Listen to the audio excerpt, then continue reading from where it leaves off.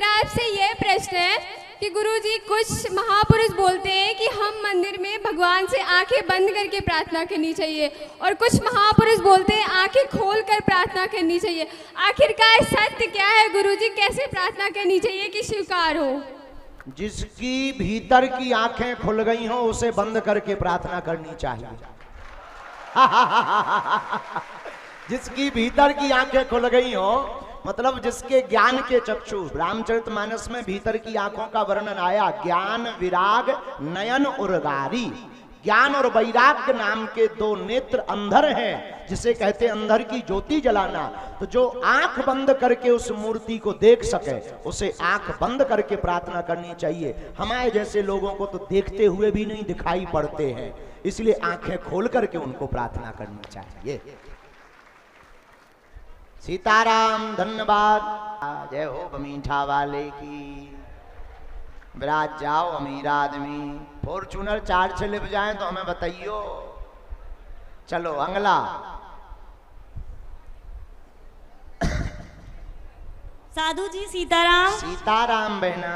मेरा नाम ज्योति है, मैं बी डिजाइनिंग की छात्रा हूँ और साथ में NCT B designing fashion design. अच्छा, फैशन डिजाइन। जी भाई अपनी अंग्रेजी उतनी तेज नहीं। और साथ में मैं एनसीसी कैडेट हूँ। वाह, बहुत सुंदर, ताली। धन्यवाद गुरुजी। मेरा आपसे ये सवाल है कि जैसे हम कहते हैं कि सभी कहते हैं कि राम जी जो हैं वो अंतर्यामी हैं, वो साक्षात विष्णु जी का अवतार हैं और उन्हें अंतर्यामी कहा जाता है, तीनों लोकों के स्वामी। लेकिन जब उन्होंने युद्ध का घोड़ा छोड़ा था तब वो लवकुश ने पकड़ लिया था। तब वो सब जब हार गए थे तो स्वयं राम जी उनसे युद्ध करने गए थे। तो स्वयं राम जी क्यों अपनी संतान को नहीं पहचान पाए, अपने लवकुश को क्यों नहीं पहचान पाए? बहुत सुंदर प्रश्न है, ताली बजाओ।